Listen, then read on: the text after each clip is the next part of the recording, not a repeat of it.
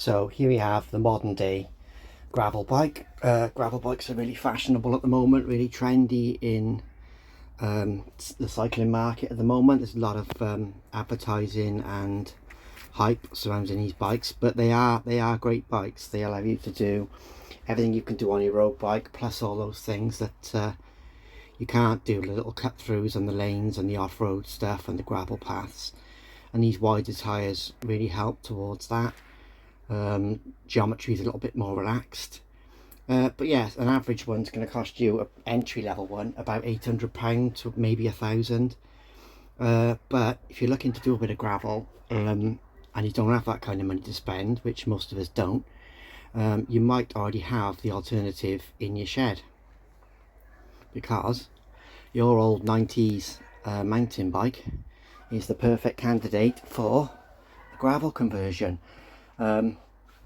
Something like this, a steel orange C16R with a cheap set of drop bars on it, which were a tenner from Planet X, and it's a super capable gravel bike. As you can see, the geometry is similar-ish. It's not going to ride exactly the same as a gravel bike, but it gets you close. And if you're sort of gravel curious and don't want to spend or can't spend that kind of money on another bike, then dig your old 90s bike out and have a little look at how it works as a gravel bike. The conversion is quite straightforward to do. A lot of the old gear systems that come on these old bikes and the brakes are all compatible with drop bar shifting and braking, so it's kind of a straight swap, make it a one by. This one hasn't got a massive gear range at the moment, but I am looking to change that. But it's still a very capable bike, and it's the bike that I use more than any of the others at the moment, including the actual Boardman gravel bike, because this one allows clearance for some fatter tyres. This can take 2.2s, so proper XC mountain bike tyres, but I kept them as these Cross Kings, which are fairly low profile, sort of low knob profile, to keep it a nice fast zippy bike. And yes, there's some footage here of me riding the bike. You'll have to excuse, at one point during this I do lose the drone and I have to go back for it. The drone's got like a 15-mile-an-hour speed limit, which is fine for off-road most of the time, but yeah, just showing you here what the bike can do off-road, really.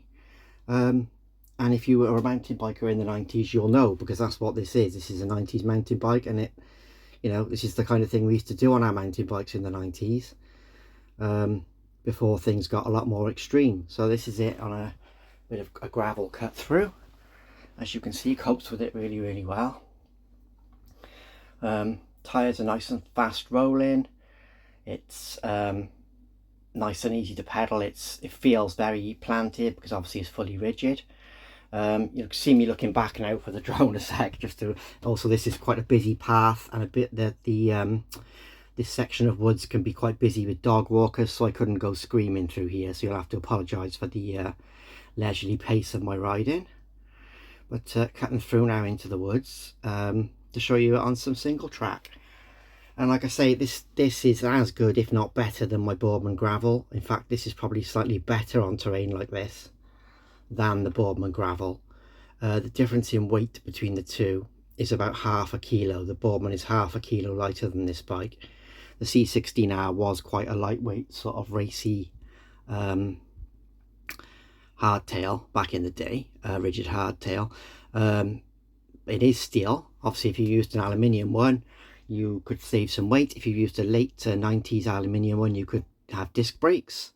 I think the Canties are fine for this kind of sort of exploration type riding. I'm not sort of screaming through everywhere. As I say, this path is too busy for that anyway in the evenings, but just showing you how it copes really with the different surfaces.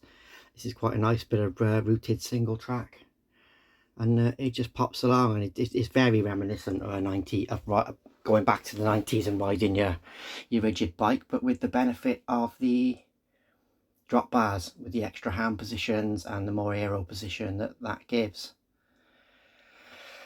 So let the drone catch up, and then I tried a little bit of this road section, this path section rather, paved section, And this is where I lose the drone, because it, like I say, this bike zips along on tarmac with those fairly low profile 2.2s.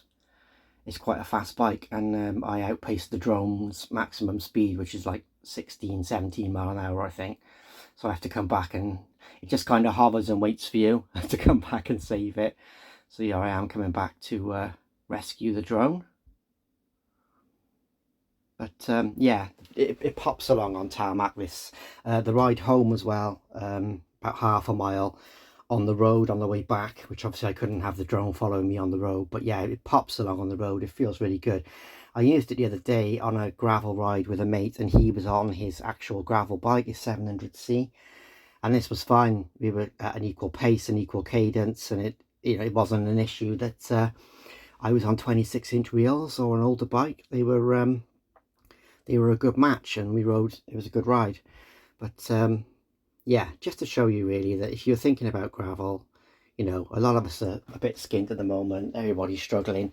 You don't have to have mega money. If you don't have an old 90s mountain bike, you can pick one up quite cheaply, probably 100 quid on your local Facebook marketplace or somewhere like that.